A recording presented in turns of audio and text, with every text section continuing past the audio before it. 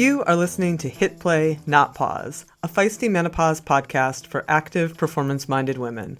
I am your host, Celine Yeager. Each week, I bring you advice from athletes, scientists, researchers, and other experts to help you feel and perform your best, no matter what your hormones are doing. This show is a production of Live Feisty Media. Hello, strong, feisty women. I hope you all are well. So, as I'm recording this, I am fresh off of our Weighty Matters module of our new Navigate Menopause course. And boy, oh boy, did we really have what came down to a very large group therapy session with 100 other women last night, just talking about this weighty matter, the body composition changes that happen during midlife and menopause. Because the body composition changes that happen are hard. They're hard for everyone. Some women more or less than others, but I don't know anyone who has just sailed through this and has been like, I'm perfectly happy with all of this. And, women have a lot of questions, primarily surrounding weight loss. And I am always incredibly honest and forthright about this. Nobody has the answers. Every single one of our bodies is going to change with age and menopause. That's not to say that there aren't actions that we can take. We talk about those, including like fiber and protein and heavy lifting and, planning your eating so you're fueled for your workouts, all of that, each and every week here.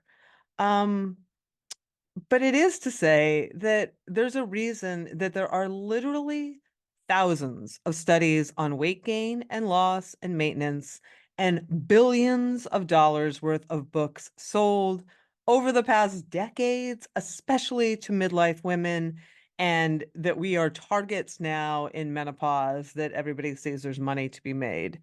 There is no one answer, and it's hard. I have sat through session after session at, obesity conferences and sports conferences and menopause society conferences and female athlete performance conferences. And if there was one answer, we would all know it. We'd all know it. We wouldn't have Ozempic. We wouldn't have all of this. So if you feel like you're alone, you're not. And if you feel like you don't know all the answers, it's because nobody does. So one of the things that I do try to do here is to help women understand the underlying factors, what's going on, and also maybe just to look at things a little differently, just to take down the temperature on the conversation. Like maybe all weight gain is not quote unquote bad. People sometimes get mad when I say this, but research, and I'll drop it in the show notes for this, research and lived experience shows that that's true. So it's been a bit since I've explored some of these concepts, and I know they're really top of many people's minds in this time of life. So I do like to come in every now and then, even though I don't like to talk about weight a ton. I do like to come in and just have a conversation about some of these issues with different experts. So I was really excited this week to sit down with dietitian Val Schonberg. She is a midlife health and nutrition specialist who has studied metabolism at midlife and body composition changes and all of that. That's her specialty. And I just really loved her insights into all of it. There's a lot to chew on here about women and how inherently strong and resilient our bodies are, and how maybe we can appreciate them and all that they do for us, even as we work on them during this time. So I hope you enjoy this conversation as much as I did. I will drop her information in the show notes if you want to learn more about her. She's at valschonberg.com. She has a lot to offer and a lot of really, really great blogs herself. So I highly recommend checking her site out. All right, before we get to it, if you haven't yet, go to feistymenopause.com and sign up for my new Feisty 40 Plus newsletter. It is super fun. It includes a workout of the week from Dr. Carla DiGirolamo, who many people don't know. She's also a trainer. She worked part-time for Wild Health, and she's been involved in CrossFit Health forever. Features badass women from our community, lots of research and more. Totally digestible, really fun, totally free. So go there, click on the link, check it out, sign up. If you haven't already, also give us a follow on Instagram and Facebook at Feisty Menopause. Join our private Hit Play Not Pause Facebook group. And if you have questions for me, you can always click on that little SpeakPipe link in the show notes and leave me a voicemail message in our SpeakPipe voicemail box. Before we get to it, I just want to say that we have a couple of really nice reviews coming in from Previnex's new product, Muscle Health Plus, which I really like. Allison says, it is a great product. I wasn't sure what to expect, but I noticed right away that I feel so much stronger during my early morning workouts. When I take this, I'm really impressed. That's how I use it too, Allison. I put it in a shake, throw in a shot of espresso, and go do my weight workouts in the morning pretty early before 7 a.m. And it's been really great, and it helps me recover too. So thank you, Previnex, for all of your long time, endless support, all of the help for our community. Really appreciate it. All right, that is truly enough of me. Let's have a few words about our awesome sponsors and get on with the show. Call me whatever you want. All right, Val, this is a topic so near and dear to my heart on so many levels, and I was very excited when I just sort of stumbled across some of your writing on the internet because I thought this is really a woman who aligns with a lot of my thinking in many levels about this topic, about weight and body composition changes and metabolism and all of that. So I appreciate you being here. Thank you for coming Thank on. you. Thank you so much for having me. I'm excited for our conversation. Let's start sharing a bit about you, because all I know is what I read, but I see that you have worked as a dietitian for about 2 decades. How did you get started, and have you seen your practice evolve as you yourself have entered midlife? Yeah, absolutely. Well, my clinical background as a dietitian started in working with eating disorders. So I Okay. worked in all levels of care of eating disorder with all different ages, all different types of eating disorders. And it was during a time that I was specializing in binge eating disorder and led a binge eating disorder intensive outpatient program that I started seeing and working more with midlife women. And as they were working through their recovery and even, well into their recovery from their eating disorder, we were, continuing to have stabilized nutrition patterns and all of that. But what they started to kind of be stressed about was some of the changes that were coming along with menopause. So this was around 2012, 2013 for me. And I was similarly having, some of the similar signs and symptoms. And so I was also really curious, like, why is there this belly fat? Why are they not losing weight now that they're not binge eating anymore? They've added in activity and they're still, having these signs and symptoms or even hot flashes and things. And I didn't know anything about it. And so all I was really trying to do was find like a good book or a doctor or something online or just something to give them some information. And every time someone would say, like a colleague would say, you should read this book. And I would get the book and I would start reading it. And I'm like, really? Like, why would we take out fruit? Like, I don't understand, or what is Yes. this? What is it that, you'd hear on one hand, it's estrogen dominance. And then on the other hand, it's that we don't have any estrogen. And I'm like, well, those are two opposing viewpoints. And plus you have to remember, I was very aware of the eating disorder literature. When you look at hormones and weight and physiology with even anorexia nervosa or female athlete triad or now REDS. And so I knew all of that research and it just was really messing with me. So I describe it as kind of being like pulling on a sweater, like a loose string, and it just started to unravel. So by 2015, I was really immersed in the menopause literature and became aware of the North American Menopause Society. So I did a lot of research, learning, went to their conferences and became certified as a menopause practitioner. And I personally found the information really, really helpful for my own signs and symptoms because it was reassuring that I wasn't crazy or that something bad wasn't happening to my body. And when I had, 30 days of bleeding, sorry, TMI, but Oh hopefully yeah, your we've all your we've listeners, said so many things more than that. Go ahead. I mean, I didn't like, completely have this intense reaction to the signs and symptoms. And to this day, which I'm finally postmenopausal, I think, I've been one of those late perimenopausal people. And so I've gone through probably 10 years of Wow. symptoms. And it's been really interesting to have that experience, but also be immersed in understanding what we know and what we don't know. And I think it's being calm about, well, they don't really know for sure, so I guess we'll just be okay with it. Whereas many women, again, they're kind of on this wild goose chase to find the right answer or the right thing to eat, or that something's wrong with them because the mainstream media is really playing into that narrative. And that's where I'm really passionate about getting better information out to women. And I appreciate that. And I also appreciate the acknowledgement that maybe we just don't know everything, you know? And before I hit record, you and I talked about that, but one of the things that I really loved, you wrote a blog called The Weight of Menopause, and I'll just read the sentence. It says, "Here I am after years of being completely immersed in the research, and I can honestly say that I don't believe clinicians really understand why women gain weight and certainly aren't investigating whether weight gain or weight redistribution may play a protective role in aging," which I have actually had a podcast on and written about myself. But I felt like this was like such a refreshing sentence, such a refreshing viewpoint. My community is filled with women who have years, if not decades, of training logs. They haven't suddenly become less active. They haven't radically changed stuff. And I'd love to talk about some of the drivers behind body composition changes, both hormone and age related. And what do you think we know and what don't we know? That's a big Mhm. question, I realize. But anyway. Yeah, I mean, starting from the hormone side of things, again, back to that narrative that it's, well, we've depleted estrogen and so we're all gaining weight. Right.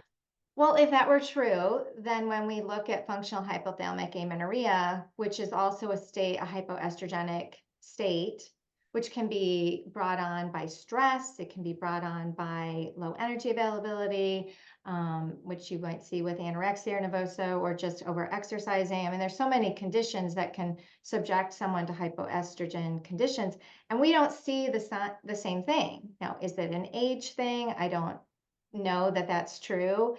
I think that when you look at the more emerging research, which is interesting, is certain labs are starting to look at animal models of what is the influence of increasing follicle stimulating hormone. Mm, Right now, that's going to be opposite of what you would see in an FHA situation where follicle stimulating hormone and luteinizing hormone are low because the origin of the amenorrhea is coming from the brain right. versus with menopause, it's coming from our ovaries. Like we're all at eggs, don't really need to be, producing that. The other interesting part of that, though, that kind of doesn't really put the nail in the coffin that it's all about estrogen is when you think about the studies that show perimenopause, myself being probably a testament to that as well, of where there's really, really high levels of estrogen, right? Like higher than premenopausal levels. So that doesn't make sense, like, because many women are experiencing these changes in body composition during those perimenopausal years. Right. And in postmenopause, often we see the weight potentially stabilize. And if you look at trajectories of weight change in aging, generally after age 65, there's more concern about weight loss, right? Like for a whole bunch of reasons that are kind of separate from hormones. So I don't think we can really say it's all hormones. Clearly, hormones seem to have a role when you think about body fat redistribution. There's some reason that the body wants to store fat in the abdomen rather than a subcutaneous fat, which is just a difference. Mhm. Why that is, and if someone's aware of exactly the reason, please share it with me. But I haven't seen a very clear theory or longitudinal study that says exactly what the change is. Because if we gave hormone therapy, right? Like if we did menopause hormone therapy, then technically it should correct it. And that doesn't necessarily do that. It might attenuate or decrease the fat redistribution, but eventually it kind of comes back up to, say, someone who didn't use menopause hormone therapy. Yeah, I've seen that literature too. And I mean, it does seem clear that there is a hormonal connection to the muscle loss that we see. That the Right, right, yeah. absolutely. But then if you look at the exercise physiology Mhm. literature, it might be like a little bit of a perfect storm, right? So yes, there's the changing hormones where estrogen has a protective role in the muscle, Yep. but then there's also a natural loss of lean tissue, which happens in all humans. Hmm. Hmm. So even in the male physiology, we're going to see that Right. natural loss of lean tissue. And Right. people always think about that as just your skeletal muscle that you can see, but it's also our organs, which are our very metabolically active tissue. So the Right. heart tissue, the liver, all of those kinds of things. And then the other thing that I often talk about in all of that is, your history of dieting. So if you have a history of restrictive eating, whether it's intentional or just unintentionally, you were super busy and you just don't have a very hungry brain and you never really ate very much or whatever, and you haven't really deposited a good amount of lean tissue, or you've lost that lean tissue because of weight loss. And then when you gain the weight back, you're gaining probably more adipose tissue or fat back. And then as we get older, we have anabolic resistance. So that ability to build muscle is just not as easy. It's not that we can't. And there's great studies that show the importance of that. It's just that it's a little bit harder. So I think that's why we see so many nuances between women, and we can't have these generalizations and generic advice about, well, just go do this and then you'll fix your body composition. It's probably going to be a little bit more individualized than that. Yeah, and I appreciate you bringing that up. The especially in this, and I hope it's changing. But we really grew up in heavy diet culture, right? Like it Mhm. it was very, very prominent. And you do see a lot of women, even very active women who have weight cycled. And in my endurance sport, you'd see that all the time. You would see people drastically have a different off-season weight than they would have in a Oh, competition, yeah. Mhm. cycle sort of weight. And the idea that that might eventually quote unquote catch up to you is intriguing to me, because it's hard to lose weight without losing some muscle, right? And there's a cumulative Mhm. effect. And then all of a sudden you lose more, at this sort of perfect storm time. When I did a show on Ozempic a few weeks ago, the doctor was very clear about that. She's like, that is the concern because you can't lose, especially if you lose it quickly, you can't do that without losing muscle, and you don't almost ever gain it back as muscle when you Mhm. have some regain, which Yeah, seems there's to a set up a lot vicious to cycle. unravel with that. I would also say, I have a lived experience of going through that as well. Mm, So I've been lifting weights since I was in my 20s, mhm. and I've always been active. And I went through a time period of, falling victim to the woes of the Atkins diet and all that stuff back from the 80s and all that. And then at a point where I actually went through a divorce, which made me extremely depressed, and I did not work out. And I gained a lot of weight, like very uncomfortable, went through that. And more than really would have been like my set point, if you Mm, will. mhm. So it like was this overshoot, which I didn't understand any of this at that time. This was over 25 years ago. And now looking back, it was, basically a diet cycle. And when I, gave my body better nutrition and wasn't exercising, my body very protectively took care of itself, for another famine that was going to come on. Now, in my story, I got back into like really good nutrition as well as exercise, started lifting again, started, just a really great relationship with exercise in that, and still to this day. And then my body kind of stabilized where its DNA wants to be at. And so, and I even have seen in my own like journals where it's like, boy, why can't I lose this weight? Right? Like I wasn't overeating, right? It was like not eating a lot of calories by any standard.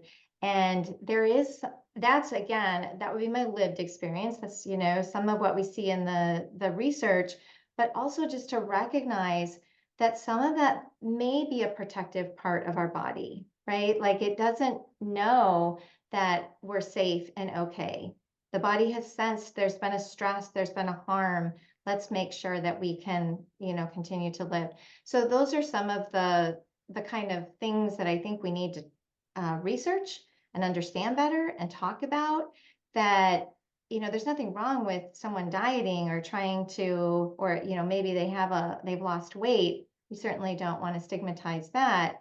But to be a little more compassionate or gentle with the recovery process to what your healthy biological weight might need to be at any given stage of your life, I think is where we need to do a better job.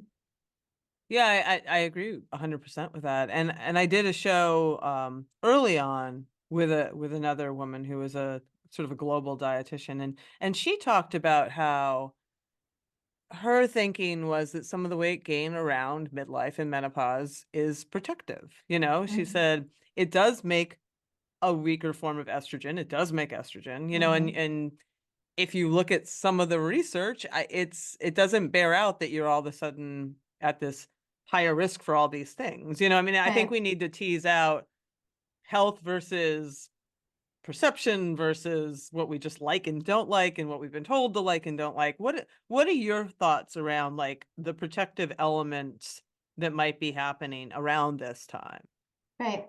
Well, a couple things. So one, there is a 2001 study. Of course, I've had interns myself. We've tried to find more recent data, but there's just this one particular study, which was really interesting.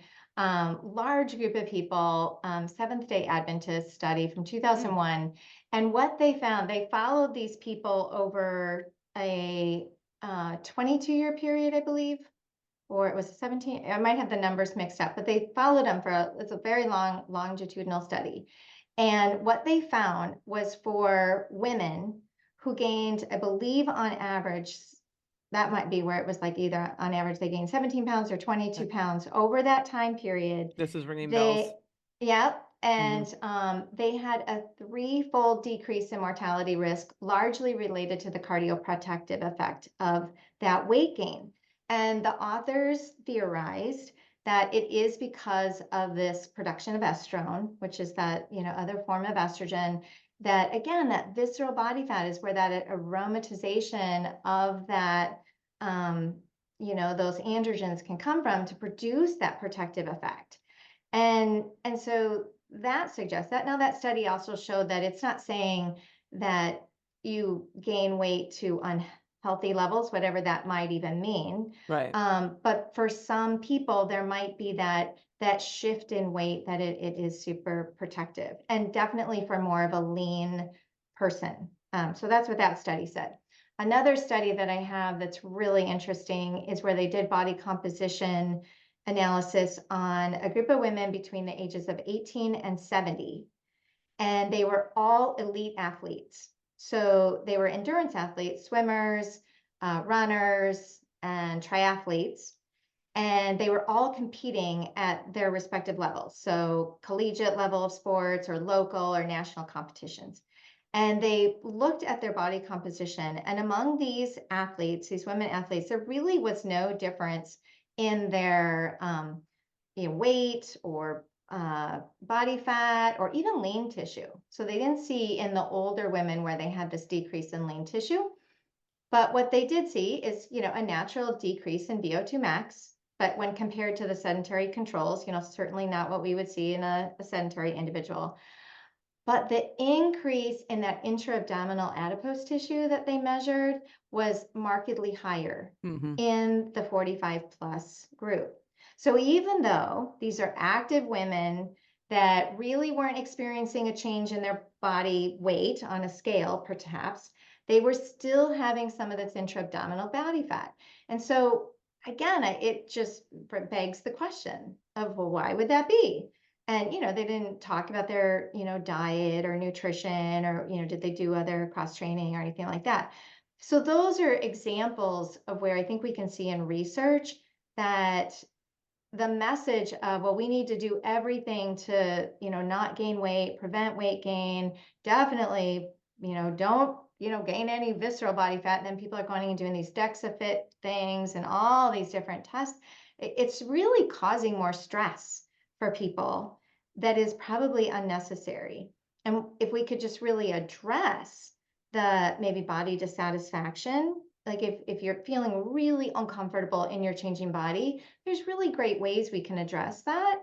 Or if you're really concerned about your health risk, well, we can do some education around that to say, yep, we don't understand why your body is changing, but these are the things that you can do to reduce your risk of heart disease or diabetes, or if you're concerned about some of those different things because of um, family history or just your own, genetic profile. Yeah, no, those are great points. And you see it across the globe, throughout time. I mean, Yeah, this yeah. is just like, it's a phenomenon. It's not unique. It's not new. Oh, It I is. love it. Yeah, I love it that you say that because that's what I always, when I'm reading some of this, my brain goes to, because there'll be all of these things about how horrible it is that we're going through menopause. I mean, it's amazing we actually stay alive. And so that circles me back into that whole story of the grandmother hypothesis, which is, well, why do we outlive our reproductive years? What is it? And certainly, even though women have certainly been dismissed in research over many, many decades, we still outlive our male counterparts to Yep. a great extent. That's a And good so point. I don't think Despite all that, that, we still despite outlive all you. that research and all that horrible thing, somehow we live a long time. And some of that is medical, technology, of course, but over centuries, our body has this really important ability to live a longer time. And if you think about the grandmother hypothesis, and this is where it becomes a little Pollyanna, but it is that part of where we have an important role as women, and so that's where I, kind of wave my, red flag to women to say, don't get too mired down into your distress about your body composition. Let's get you some help because we have a really important role for our younger women, our daughters, our granddaughters, our nieces, just other people that, can see us not anxious or worried or trying to fix and shrink our bodies. I think there can be a really important role that we serve in terms of all this wisdom and just trusting that we really do have the capability to live a long time, even if you do experience some of that weight gain. Let's help you feel better in your body. Let's help you have some less stress about that. And, there's certainly important ways to go about doing that. Yeah, yeah. And there's ways, if you are, and I say this all the time, if you are concerned, there are many ways to measure your cardiovascular wellness and health. I Mhm. mean, we have blood panels, we have calcium artery scans if you want to go that far. But like, there are ways to look at it, and there's Yes. many modalities to take care of it. So Yeah, yeah. yeah, I 100% agree. That's kind of where I go with the insulin resistance story, where that's been, the more recent thing over the last couple of years as well. Now we all have insulin resistance, and that's why we've gained all this weight. And it's like, okay, so yes, estrogen has this protective role in Hmm. helping cells be sensitive to insulin. So it makes sense from animal models or what you might theorize that if we don't have estrogen, then we're going to maybe be more resistant to insulin. But if you look at studies on people, that isn't necessarily what happens. And my other point to that is you can go test that and measure that. You can track your triglycerides. You can look at your A1C. You can look at your fasting blood glucose. And then if there is a concern, well, then let's address that and treat that. But to just randomly assume you need to cut out carbohydrates or do some of these interventions that people talk about because you must have insulin resistance, that just is crazy making and really unfortunate because carbohydrates, probably are one of the more important things in terms of our vitality and aging when you think about fiber and frankly just enjoying food and having some pleasure. But we don't need to be cutting out all these foods that people have been told to cut out. Yeah. I would like to broadcast that into space. Yes. Uh, Speaking, you didn't go there, but you sort of skirted around my next question, which is another thing that we hear, and it speaking of make crazy making, this has gone into crazy making territory, cortisol. Oh yeah. Um, please, I will just give you the floor. Like, what, talk about like the role here that it plays and what you're thinking and how other people should think about cortisol at this time of life. I mean, I think if we look at it objectively, if someone's concerned about their cortisol, what I have seen in the research is that yes, there can be this natural increase in cortisol as we go through, especially those late perimenopausal years, and that might play a role in some of the disruptive sleep that we all experience. Mhm. Um, but what are you going to do about it? Right? So some of it can be the hormone fluctuations that are shifting and changing. And until things kind of stabilize and the brain picks up on that, because my understanding is more into the postmenopausal years, a lot of this just stabilizes out, which is for some of us postmenopausal people, will experience less anxiety, more peace and calm, more stepping into this place of um, just feeling really strong and wise, and you don't really care about what anyone thinks. But so if that's the reason that there's a shift, then we just need to probably write it out. Right. Um, if it's probably more likely, though, this perfect storm of this stage of life is really stressful, right? There's a lot of stressful things going on, or we're making up psychologically stories in our mind that we're being chased by a bear, I'm good at basically. that. Yeah. Rest? Oh, me too. Like, and so it's noticing, like, let's say that you have someone who tests your cortisol and they say, oh, you've got high cortisol. Okay. Well, unless it's really like Cushing's disease or some like really, treatable condition, even this idea that your adrenals are just worn out and exhausted, well, that's been debunked. That's actually not a true story.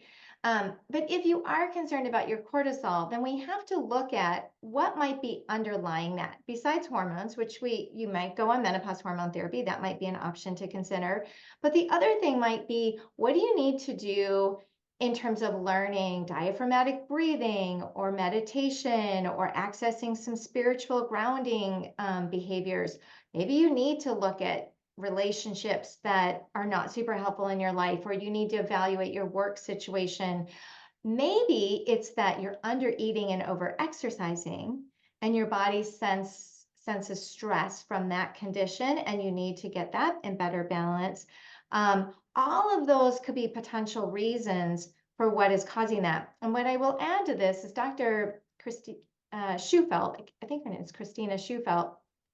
She's out of Mayo, and she just has been doing some more recent research with functional hypothalamic amenorrhea and comparing it to postmenopausal women. And a study that came out at the end of last year, she actually talked about this, I think, 2 years ago at the North American Menopause I was Society there. conference. I don't know if you were there, Mhm. but she has in her research where she's shown with these younger FHA, amenorrhea women, that their insulin is low, but their cortisol is high.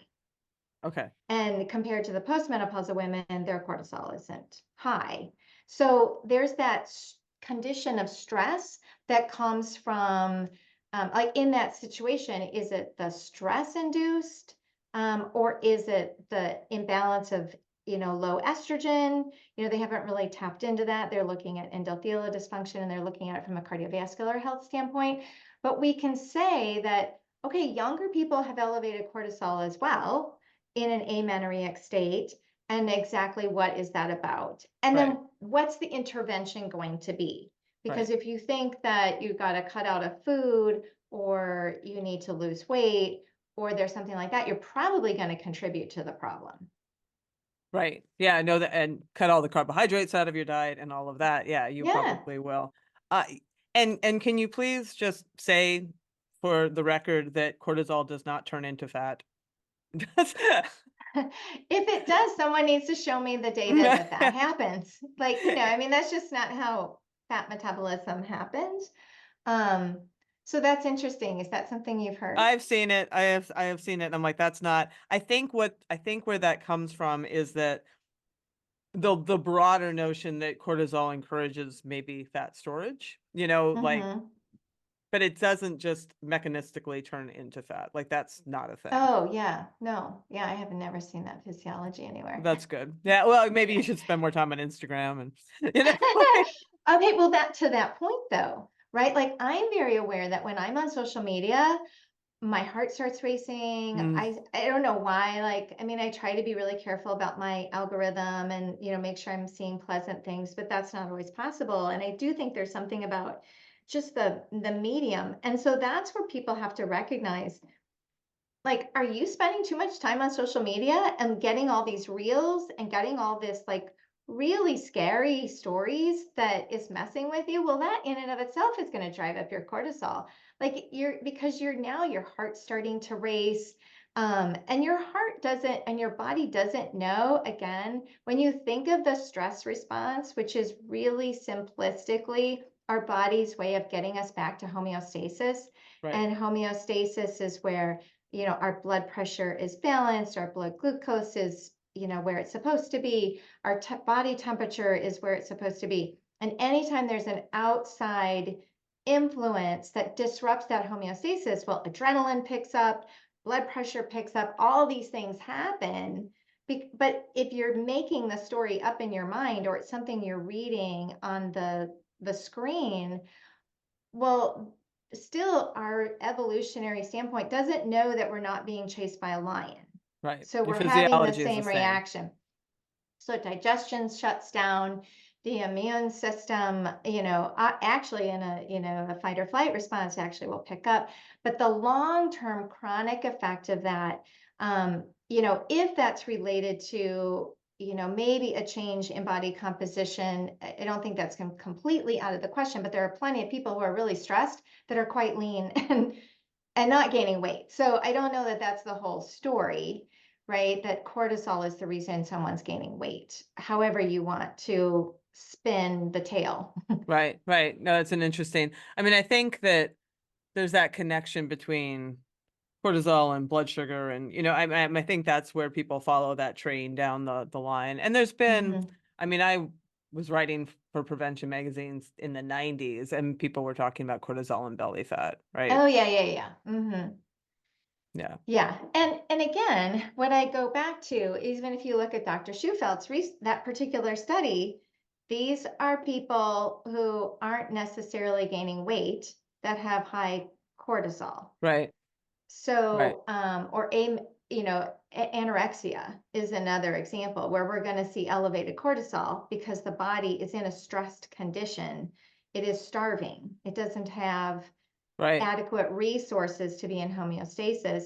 We don't just necessarily see someone randomly gaining fat because, and people don't understand with anorexia nervosa, many people eat much more than you think.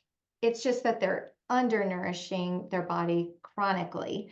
And based on their metabolism or some other factors, they are sustaining a very low body weight for what their biology would be more healthy at. So you're saying it's complex. I think it's really complex and it Yeah. often gets simplified. And then, even if you do think cortisol is what's causing your belly fat, my question would be, what are you going to do about it? Yep. It always comes back to, even if we don't, sometimes we're like, why is this happening? And the weight gain is another one. Like, why am I gaining weight? I want to lose weight. Okay, well, let's create a safe space to like explore that. And what are we going to do? Because you have to have a sense of getting back control. Because part of this is feeling out of control. My Right. body's out of 100%. control. 100%. I'm out of control. Yep. Life is out of control. And so it's, let's take a breath. Let's come back to, what can we do to care for our body, be kind to our body, nourish our body, and live your best life? Like, what really matters most to you at this stage of life, too. Well, let's explore that just a little bit since we've opened that door. I mean, what are some of the best practices for women working? Because the physiology is changing in midlife and with menopause. And we did talk about resistance training, which we talk about all the Mhm. time on the show, which is important. I'm also curious on your thoughts on nutritional applications here. Increasing fiber came up, as well, like what things that we can do to really work with if we indeed are like experiencing a bit more of the carbohydrate sensitivity or a bit more of the Mm. cortisol, like, how can we work with that? How can we work with our body Mhm. to optimize ourselves? Yep. Well, I think, bring it back to yourself first and foremost. So Okay. I always say test versus guess. So in the situation of, let's say someone does have a rising A1C, Yep. which is a measure of blood sugars over, say, 90 days. Yep. And for whatever reason, that's happening. Maybe you even have increased LDL cholesterol. And so A these are lot of women do. happening. And yes, well, and that's the other thing. Like in some cases, that's somewhat common. And do you need to treat it or not? And so that's really looking at what do we need to do? So let's say that LDL cholesterol is increasing, total cholesterol is increasing, A1C happens to be right at like, that threshold of going into prediabetes or something like that. Okay, well then let's look at what's going on with your diet. Like, Mm-hmm. what's your dietary pattern? Mm-hmm. Are you eating regularly, or are you skipping breakfast, skimping on lunch, and then catching up later in the day? Well, let's work on balancing that skewed intake. Let's look at what are some of the foods that you're eating. Are you avoiding a bunch of food? So then you don't have adequate sources of protein because you followed some very much vegan-oriented, plant-forward diet, which isn't a bad idea, but oftentimes it's kind of a setup for under eating and not getting enough protein. Right. So we see some of those diets. So based on that particular individual, balancing out your intake, simplifying it to we've got breakfast, lunch, dinner, what snacks, are you working out? Like, I'm a huge fan of resistance training as well. And I would hope that, people can figure out an opportunity to learn how to do weight bearing exercise, but mostly making it something you can enjoy. Many people don't have access. They don't want to do that type of weight training. Okay, great. Well, then you can still go walking. You could still paint a room and get up and down off a ladder. You could clean your floors with, like it's called a functional exercise. So looking at that, what are you willing to do? What can you do from a fitness standpoint and moving your body standpoint? And then what are those nutritional strategies that make the most sense for you? And the reason, like, sometimes we can fall into the diet culture trap when we start talking about fiber, right? And I've seen some stories of people talking about, oh, more is better, so then let's have 150 grams of fiber a day. And it's like, okay, so let's reel this back in and go back to the best research we have around fiber would say that the most benefit or that you can get benefit at 25 grams of fiber per day for women. Let's just say it's 25 to 30 grams of fiber Yep. per day. Yep. That isn't hard to do. Like, you can have a peanut butter sandwich and a pear and have 10 grams of fiber, right? Like, nice couple slices of whole grain bread, good old peanut butter, maybe a banana, and or something. I mean, so it's things like that. It doesn't have to be this really complicated meal plan. And I think sometimes what we've done, especially in social media or Instagram, is we've made some of this look really hard, Yeah. and then people throw up their hands, or they see, recently, kind of one of the documentaries that came out that makes it sound like all food is bad. This food's going to kill you. You shouldn't have that food. Some of the stories that come out about plant foods, whether it's organic or not organic or GMO. I mean, those are kind of the old, I don't think we hear that as much, right? That used Mm-hmm. to be the big thing we had to debunk. And but then there's something else. It's something about lectins, or I mean, it's never ending. And so, we have to come back to, first of all, what do you need for your foundational nutrition? Let's balance out those nutritional sources. Let's probably have to manage some food rules or food beliefs that you have that aren't serving you well, so that food and eating can be a little bit easier. Because like the peanut butter sandwich example, like where you're really busy, you don't have time to make something that maybe you think would be better, if we want to think of it that way. So then what someone might do is not eat, Right. right? Like, I don't have time to do what I think I quote unquote should. So then, well, we'll just skip it and we'll come back to it. And then now we're running around in a fasting mode, and then we're ending up, overly hungry, and then it's this vicious cycle. Versus, make a quick sandwich. But it's gonna be hard to make a quick sandwich if you think bread is really bad for you, and that's gonna be the reason you're gonna have increased cortisol and then increased insulin and then all this fat gain. And that's what I think is spinning around in some people's heads. Yeah, 100%. And I, I've seen some of that in my own self, when I was sort of like falling into the like, oh, maybe I should cut down on my carbs. And, during that whole time when everybody was like really in the beginning of demonizing carbs. But like nothing was worse for my blood sugar than that, than training and doing all the things I was doing without adequate carbohydrates. Like once I added those back in, everything got better. Yeah, yeah. And then we have to think of it like a pendulum, right? So if it's I shouldn't have any carbohydrates, then I think sometimes what people hear when we talk about like no carbohydrates are okay, it's that let's just swing the pendulum to the other side. And Right. then, because carbs can certainly be highly palatable, and then, it might be easy to overdo that as well. And what does that really mean for that individual? And so, really, when we talk about where's that sweet spot in the middle where you have this balance of nourishing your body, but also pleasure with food, and you can feel a sense of kind of that balance that I think is easier said than done to achieve. But this is kind of where the idea of intuitive eating comes into play, right? Can you tune into your body? Can you pay attention?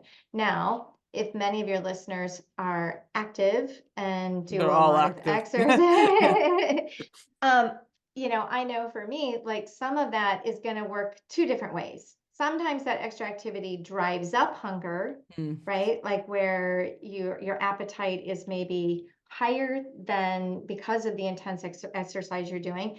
And for other brains, it's the opposite, where you don't have any hunger. Like it shuts down yep. because of that activity. So then I'll always say, well, if your hunger cues aren't super reliable, then you can intuitively know maybe what you need to do, like Yeah. paying attention to some of the good, recommendations that are out there around. Just kind of make sure you're including some protein at each of those meals. Balance that out with, carbohydrates that would be some whole grains or different kinds of grains and fruits and vegetables and, some different fats and then move on. And, so again, I think that's where it becomes pretty individualized in terms of what that person is wrestling with to figure out what is that amount that's good for you. But if we go down the rabbit trail of, no sugar, no added sugars, those kinds of ideas, that seems to be helpful for some people at first. And then, we're kind of just back into that probably backfiring. So I'm not a big fan of, exclusions, but at the same time, we can, I guess you would use the word of gentle nutrition. You can find, kind of that balance between, nourishing your body well, but then also enjoying some fun foods here and there too. Yeah. Yeah, 100% agree. Let's pivot a little bit to metabolism because that sort of falls into some of what we've been talking about. And it's one of Sure. those, oh my Lord. I mean, talk about the headlines of all the magazines for decades, right? Master your metabolism. Um, really misunderstood. You wrote a really great piece about it. I've written about it. Can you just give a 10,000 foot overview of like what actually is metabolism and how people should think about it? Yeah. Well, I love studying metabolism. I mean, I had a whole graduate class on it, and and so when I think of metabolism, I think of that super complicated, graphic of all of the complex chemical reactions that happen in terms of within our cells, and we had to write that down 500 times and memorize it, right? Like and so basically it's what our body does to convert all the food and drinks and things that we consume into usable energy. And there's different pathways and different ways that our body does that. And it's important. It's that energy is used for fueling everything in our body, all those essential body functions, your immune system, digestion, reproduction, if you are in a reproductive frame of your Hmm. lifespan, your bone health, your brain, your hormones, sleep wake cycle, all of those different things are fueled because of that metabolism, right? So it's like kind of thinking about the engine in your car, if you want to think about that in all of your cells. So when I hear someone say, well, our metabolism is broken, our metabolism is slowing down, or some of that kind of stuff. I'm like, what does that mean? Right? Because in some ways, okay, well, we don't need a lot of energy to do reproduction anymore, Right. but we still need to do digestion, and we still need our immune system to function. And in fact, I talk about this in my blog, but there was a study that came out in 2021 I that covered kind it. of, Really yeah, interesting. like contradicted what we believed. Like it really showed that, all the way up until age 60, there really isn't this huge shift, that we might measure or pay attention to. And even if you did use like a Harris-Benedict equation, or frankly, I've done a lot with indirect calorimetry with individuals, and so that's another example. Is so when I worked in residential treatment, we had a study that we were doing where we measured using indirect calorimetry resting metabolic rate for individuals who mostly had anorexia nervosa in residential treatment. And we did it exactly the way you're supposed to. First thing in the morning, in a rested state, very calm.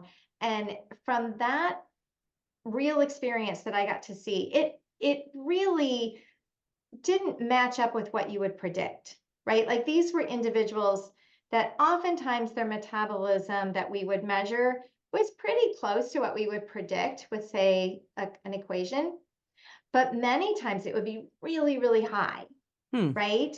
And these are individuals who aren't eating, well, now You they're wouldn't eating think. more, Yeah. right? So you would predict that to be lower because they've restricted their calorie intake for such a long period of time. But it doesn't or we would be fueling them, right? Because it was all meals are provided at a level that they should be gaining at least 2 pounds per week, and we would have individuals that aren't gaining any weight. Wow. And we see that with cancer. We see that in other areas where there's like a hypermetabolic state. Um, and so I think metabolism is very complicated and complex. And when it gets dumbed down to something like, well, it's just slowing down. And so, there's a popular diet ad right now that your metabolism is slowing and this is why we're all gaining weight. And so we have a perfect diet intervention for you. That's really misleading. And it sets up this idea that it's something you need to fix, that something's wrong with you, that something's broken. The other thing that I hear, and this is what kind of prompted me to write the metabolism blog, was that I actually hear this from dietitians who work in eating disorders, who will reach out to me and say, okay, so my metabolism is slowing down, something's changing, I need to meet with you and we need to fix this. And I'm like, wow, I don't know, did you not have the same energy metabolism class that I had? But I think it gets at, what are we really worried about? Mm. So at the end of the day, what this really is about is that we're somehow afraid of gaining weight. And I don't say that lightly. I I know. totally get it, right? Like we're immersed in this culture that has us scared to death for a whole bunch of different reasons, that something about experiencing some weight shifting or some weight gain or just aging as a whole is this bad thing. And you can and should do everything to prevent it or battle it. And I think metabolism gets wrapped up in that. And so that's really where I would say, let your body be your body. Do your very best at nourishing your body, moving your body in ways that you enjoy. Definitely if you don't do resistance training, try it out. Because I tell you, there's nothing more fun than getting stronger. And there's a study that I actually just read about this where they yeah, it's really interesting. But these women, so they did do resistance exercise with these postmenopausal women. I think it was a 12-week intervention, and they got stronger, but they didn't have an increase in lean tissue, Yeah. right? So the premenopausal women did. They got stronger and saw an increase in the lean body mass, but the postmenopausal women didn't. So that's, again, if you're going to cycle back into measuring your success based on some lean body or some body composition testing, you're going to probably get frustrated. But if it's that, man, I used to bench 85 pounds and now I can bench 115 pounds or whatever that might be. I mean, for me, my husband jokes at me because I'll get up and jump up and down because, and I can, be stronger. It's fun. It can be fun. Or you Yeah. might hate it you might not like it at all. And that's okay. Then let's do something different. But I think it's try it out, experiment, it might be something that feels good, and then you can just know that there is a benefit to that, right? Like you are keeping that muscle architecture strong, Hmm. and there are really, really well-defined benefits to that intervention, no matter what happens with your body composition. Yeah. We talk about it all the time. And most people, I believe in our audience. Our audience is very positively responsive to strength training. So Oh, good. that message Good. lands very well. I guess the last thing I'm curious about your thoughts on that kind of makes my head explode every time I hear it is calories in, calories out. Because it posits that we are like human bomb calorimeters and we're not. Right. Yeah. What I always say is, oh my gosh, if it could be that easy, my life would be great. Like, I mean, I'm a math minor by background, so I am, very technical. I would love for the numbers to add up. And in my really, really early days, that's what we did. Like, this is the Yeah. textbook that we get, is this idea that calories in equals calories out. But this idea that that is the way it is not true at all. I mean, yes, there is the basics of physics that, the energy we take in, gets burned appropriately and blah, blah, blah. But our bodies are brilliant. And so our bodies know if we're not taking in enough energy, let's call it calories, and for whatever reasons, there's this constant dynamic back and forth between the body, where the body can become very efficient with the calories we take in, Right. and it can be very efficient with the calories it's going to burn. Right. And so, a good friend of mine, Rebecca McConville, so I'm going to give her credit for this, but she uses this example when we think about it in terms of when we use the idea that energy balance is calories in equals calories out. And we're trying to help people understand that's not just how it works, is the idea of kind of how your financial strategies might be in your home, right? So if you have certain bills that are essential bills you have to pay, right? You have your gas bill, your electric bill, your rent, you have these essential bills. And if you, at the end of the month, have spent extra money on something else, right? So if we think about that's exercise, right? Because our bodies are going to Hmm. prioritize using the energy we take in to fuel that activity. And whatever is left over, then we can pay those bills. Well, if we don't have enough money to pay the electric bill or the gas bill, we're going to turn down the electricity, we're going to turn down the gas.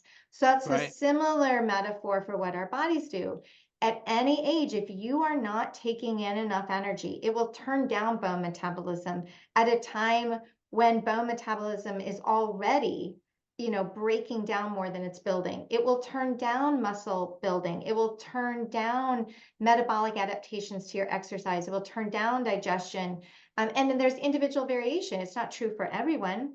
So I work in a sports medicine clinic where I see a lot of women coming in with soft tissue injuries, Mm. bone stress injuries. I certainly see younger individuals with primary amenorrhea at age 18, or secondary amenorrhea as well at age 25. And those are the side effects of your body keeping you in balance. And so the reason it gets confusing is because someone will say, I'm not losing any weight though. I Right. only eat 1,200 calories a day. I don't lose any weight. In fact, I've gained weight. You're telling me I need to eat more? That doesn't make sense. Right. But that's why your body has adjusted itself to be in homeostasis, to that equilibrium. And that's why we work with people to help you increase your intake and fill up those other essential body function buckets, if you will, so that your body can get back online. And then whatever, that body weight needs to be, that's where you have to start working on trusting your body with that.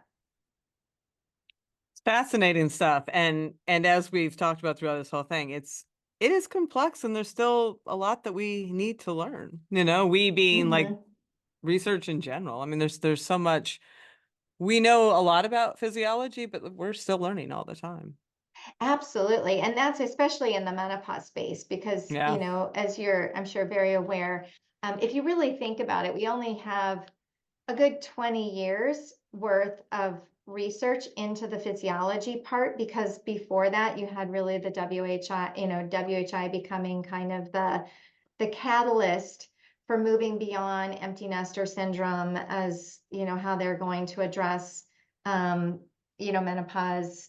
The stories back from the 60s and 70s are just horrendous in terms of how they were talking about menopause, and how it's this dreaded disease that needed to be fixed.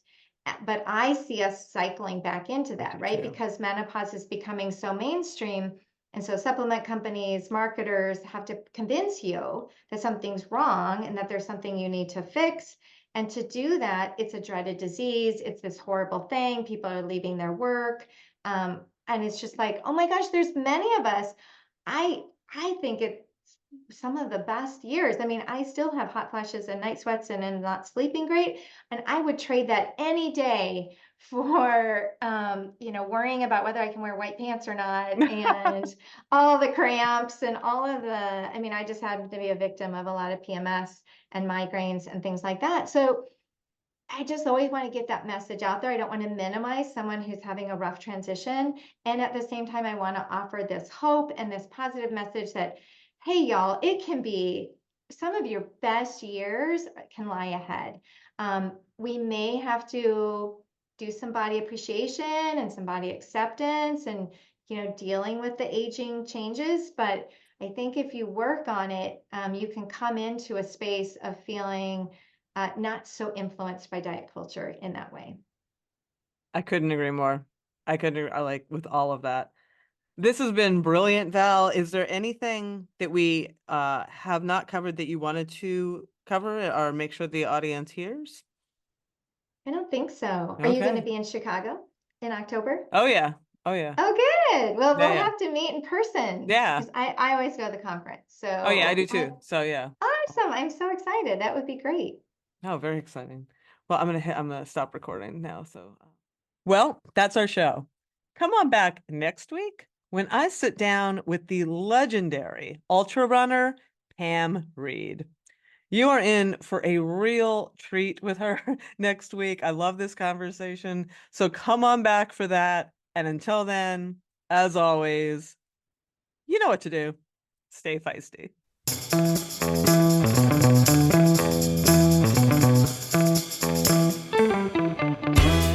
You've been listening to Hit Play, Not Pause, a feisty menopause podcast for active, performance-minded women. I'm your host, Celine Yeager. The show is edited and produced by the strong, talented, and amazing women at Live Feisty Media. Follow us on social media at Feisty Menopause, and please help us spread the word. Screenshot and share this episode on your social media channels with the tag @FeistyMenopause. Share the show with your friends, and please subscribe, like, review, and rate this show wherever you get your podcasts. Word of mouth and good reviews make it easier for other listeners to find. Thanks for listening, and as always, stay feisty.